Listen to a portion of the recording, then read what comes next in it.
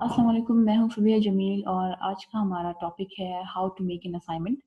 Assignment किस तरीके से बनाया जाता है, इसके कौन-कौन से पार्ट्स हैं। इस टॉपिक में मैं आपको जो है बल्कि ये एक गाइडेंस है कि आप असाइनमेंट किस तरीके से बना सकते हैं। मैं पार्ट्स आपको बताऊँगी सारे और इसके अलावा एग्ज़ाम्पल्स भी दिखाऊँगी किस तरीके कोई इश्यू ना रह जाए कि पार्ट्स तो बता दिए गए बट एग्ज़ाम्पल मैं इम्प्लीमेंटेड एग्ज़ाम्पल आपको दिखाऊँगी with the help of my own assignment. और उसके बाद मैं लास्ट में जो है कुछ टिप्स भी आपको दूँगी जिसके थ्रू आप अपनी असाइनमेंट को और बेटर तरीके से बना सकते हैं। Because assignment is not a page जो है जिसको हम 2-3 पेजेज़ उठा के वर्ड पे और हम कॉपी पेस्ट कर लें और हम कहें रैंडमली बस दिस इज़ असाइनमेंट। असाइनमेंट बहुत अच्छी और आसान सी चीज़ है अगर हम इसको तरीके से बनाएँ और अगर असाइनमेंट आप खुद अच्छा बनाते हैं तो आपका अपना दिल भी खुश होता है। तो बेटर ये है कि आप कुछ रूल्स फ़ॉलो करें और एक बेहतर किस्म का आप असाइनमेंट बना के सबमिट करवाएँ। लेआउट भी बहुत मैटर करता है, इट्स नॉट जस्ट कि आप कुछ लिख दें और आपको लगे कि असाइनमेंट हो गया है, इट्स नॉट लाइक दैट। उसका लेआउट, उसके पार्ट्स ये सारी चीज़ें मैटर करती हैं। सो आई थिंक लेट्स स्टार्ट।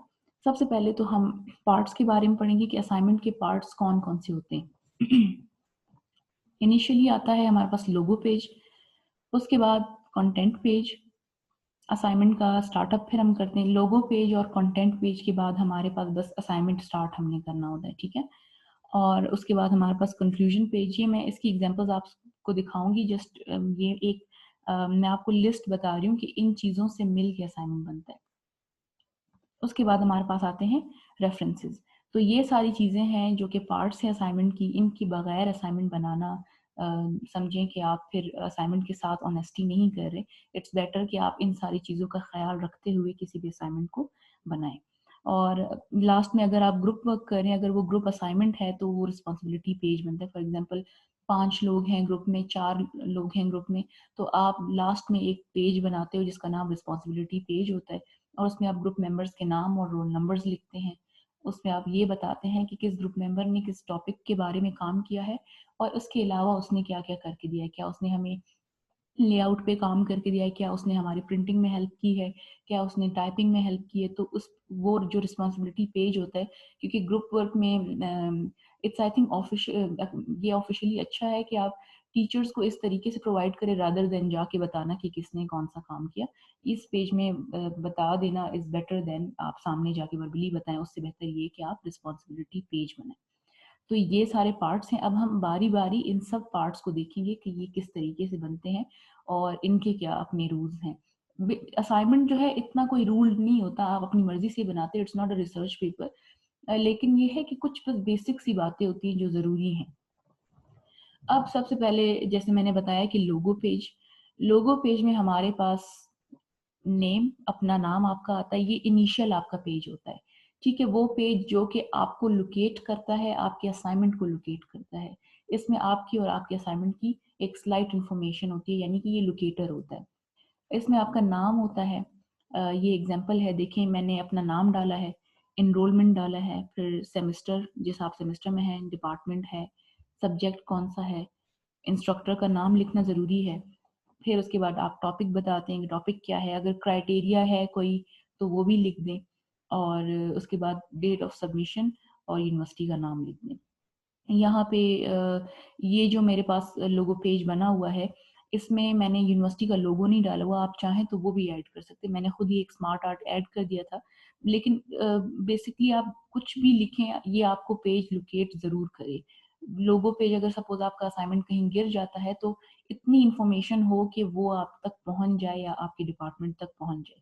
सिर्फ़ नाम काफ़ी नहीं है, इट्स बेटर कि ये सारी चीज़ें फ़ॉलो की जाएँ लोगो पेज में। तो ये पहला पेज होता है। उसके बाद हमारे पास आता है कंटेंट पेज। कंटेंट पेज में हमारे पास सारा कंटेंट जिसके जितने हमने टॉपिक्स डाले होते हैं, 10 होते हैं, 20 होते हैं, उनके नाम और जितने आपने सब हेडिंग्स डाली होती हैं, उनके नाम, जो टॉपिक्स होते हैं, कहीं आपने कोई आर्गुमेंट किया है, अगर आपने उसकी हेडिंग बनाई है, अपना ओपिनियन दिया है, उसकी सारी हेडिंग्स जो है वो आपकी कंटेंट पेज में होती हैं with the help of page numbers. ये जो है आपके असाइनमेंट के कंटेंट को लोकेट करता है, करवाता है, बताता है कि कहाँ पे कौन-सा टॉपिक है और किस पेज नंबर पे है, वो पेज नंबर भी हमें डिस्प्ले करता है। इट्स लाइक जैसे बुक्स में होता है कंटेंट पेज, तो असाइनमेंट में भी डालना अच्छी बात है। ऐसे जो है अंधाधुंध असाइनमेंट अगर बन गया हो और टीचर जो है आगे उसे पता ही नहीं चल रहा टीचर को कि मैंने चेक क्या करना है, तो ये ज़रूरी है कि आप कंटेंट्स लिखें ताकि ईज़ी एक आसान तरीका हो जाए कि आप वो चेक चेक कर सकें। इससे मार्किंग जो है और बेहतर हो जाती है क्योंकि आप अगर रूल्स फ़ॉलो करते हैं it means you are responsible person. तो ये इन छोटी-छोटी चीज़ों को फ़ॉलो करते हुए आपके 0.5 हो गया या हाफ मार्क्स हो गए, ग्रेस मार्क्स हो गए, ये आपको मिल जाते हैं। उसके बाद हमारे पास असाइनमेंट जो स्टार्टअप मैंने बात की थी, असाइनमेंट स्टार्ट हो जाता है और उसमें 3 चीज़ें होती हैं। इंट्रोडक्शन आपका, टॉपिक का इंट्रोडक्शन, एक स्लाइड डिस्क्रिप्शन होती है आपके टॉपिक की कि मैं इस सारे असाइनमेंट में क्या-क्या बताना चाहूँगा या चाहूँगी, क्या इंट्रोड्यूस होगा इसमें और क्या मेरे वो ओपिनियंस हैं और आर्गुमेंट्स हैं जिन पे मैं बात करना चाहूँगा। फिर उसके बाद हमारे पास डेफिनिशंस आती हैं, बहुत ज़रूरी हैं। अगर आपका असाइनमेंट सपोज़ रीडिंग एक्यूरेसी पे है, तो आप रीडिंग की अलग डेफिनेशन देंगे, एक्यूरेसी की अलग दें और रीडिंग एक्यूरेसी की एक साथ भी बताएँ कि इसकी डेफिनेशन क्या बनती है। डेफिनेशंस छोटी-छोटी होती हैं लेकिन बहुत ज़रूरी होती हैं। अगर टीचर्स को कभी-कभी आपका असाइनमेंट अच्छा लग जाए तो फिर वो आगे कभी बाकी बैचेज़ पे आपके जो है यही असाइनमेंट जो है उनके लिए नोट्स बन जाते हैं। और बहुत ये एक प्राउड की बात है कि आपके असाइनमेंट्स किसी के नोट्स बने। उसके बाद हमारे पास बॉडी आती है, बॉडी में बस आपका तमाम असाइनमेंट आता है जो-जो आपने डालना होता है। ये आपके हो गए असाइनमेंट के, ठीक है? मोस्टली लोग यहाँ से असाइनमेंट स्टार्ट करते हैं इंट्रोडक्शन से, लेकिन इससे पहले जो मैंने 2 स्टेप्स बताए वो डालना ज़रूरी है, उसके बाद बेशक आप असाइनमेंट का स्टार्टअप कर लें। उसके बाद हमारे पास आता है कंक्लूजन, अब आपने सब कुछ लिख लिया, अब आपने कंक्लूजन डालना है। असाइनमेंट खत्म नहीं होता। कंक्लूजन क्या होता है? आपके फाइनल वर्ड्स होते हैं, आपका फाइनल वर्डिक्ट होता है, ठीक है? क्या आप कह रहे हैं या बेसिकली आप अपने कहते हैं ना एक कूज़े में जमा कर दें या एक निचोड़ निकाल लें असाइनमेंट का कि ये असाइनमेंट किस बारे में था। कंक्लूजन बहुत ज़रूरी है आपके असाइनमेंट में भी और कोशिश करें जब पेपर्स दें तो उसमें भी छोटा-सा एक कंक्लूजन डाला करें ज़रूर, ठीक है? क्योंकि वो आपको एक समराइज़्ड आपको कंटेंट देता है, कंसाइज़ होता है मतलब कि बहुत छोटा होता है। और उसमें जो है आपके पॉइंट्स होते हैं। आप अपना ओपिनियन दें, उसमें वेल एंड गुड। मोस्टली मैं क्या करती हूँ अपना ओपिनियन देती हूँ कंक्लूजन में कि असाइनमेंट तो चलें एक एकेडमिक चीज़ है, जो चीज़ जैसी है, जो थ्योरी जैसी है, वो ठीक है, लेकिन कंक्लूजन में मैं कोशिश करती हूँ कि अपना ओपिनियन पेश करूँ। इतना होता है कंक्लूजन या आप समरी भी लिख सकते हैं। समरी तो ना लिखें, बेटर है आप कंक्लूजन ही लिखें, बट इतनी लाइन्स का आप कंक्लूजन बना सकते हैं। इससे ज़्यादा ज़रूरी नहीं है आप कंक्लूजन बनाएँ क्योंकि इससे ज़्यादा बनता नहीं है। बस यही होता है जो आप फाइनल कुछ वर्ड्स बताते हैं, इससे छोटा भी आप बना सकते हैं, नो इश्यू ऑन दैट। ठीक है? तो बाकी आप अपनी टीचर की डिमांड के अकॉर्डिंग पूछ सकते हैं कि वो कितना कंक्लूजन आपसे एक्सपेक्ट करती हैं। अच्छा, उसके बाद हमारे पास जो लास्ट पेज होता है वो होता है रेफरेंसेस का। रेफरेंसेस बेसिकली ये सोर्सेज़ होती हैं, वेबसाइट्स होती हैं और बुक्स होती हैं। ये एथिकली बहुत ज़रूरी है कि आप जिस जगह से कोई बात उठा रहे हैं, आप उसको मेंशन करें। सपोज़ मैंने एक असाइनमेंट बनाया, मैंने इन 4 वेबसाइट से बनाया तो मैंने रेफरेंसेस में ये डाल दिया। इनिशियली तो आप इस तरीके से डालते हैं लेकिन अगर आपकी टीचर आपको कह रही है कि आप एपीए स्टाइल में डालें, एपीए 6th एडिशन में डालें या 7th एडिशन में डालें, तो फिर इस तरीके से रेफरेंसेस नहीं डलते। उसका एक तरीका होता है, एपीए पे मेरी एक वीडियो बनी हुई है, लेकिन वो 7th एडिशन के अकॉर्डिंग नहीं है। वो मैंने एक जो है बेसिक रूल बताया था उसमें कि आप एपीए में कैसे ट्रांसफ़र कर सकते हैं। इट्स वेरी गुड, आप जाके देख सकते हैं। ज़रूरी है कि आपको बेसिक रूल्स पता होने चाहिए। तो यहाँ पे आपने वेबसाइट से लिया है, आजकल तो वही मॉडर्न एरा चल रहा है, हम ज़्यादा वेबसाइट से लेते हैं। तो वेबसाइट्स की आप लिंक्स डाल दें, बुक्स से ले रहे हैं तो बुक्स का नाम लिखें। कोई भी सोर्स है, आप यूट्यूब से ले रहे हैं तो आप वो भी लोकेट करें कि मैंने यहाँ से ये बात उठाई है। क्योंकि इट्स ट्रू कि हम लोग खुद असाइनमेंट्स नहीं बनाते। अगर हम उठा रहे हैं तो ज़रूरी है कि आप बताएँ मैंने कहाँ से उठाया है। अच्छा, अब उसके बाद आती हैं टिप्स कि आप चलें जी असाइनमेंट हमारा ख़त्म हो चुका है कि यहाँ तक असाइनमेंट बन जाता है लास्टली। अब टिप्स हमारे पास कुछ होती हैं जिससे असाइनमेंट कुछ बेहतर लगता है। ये सब पहले मैं लिख लेती हूँ।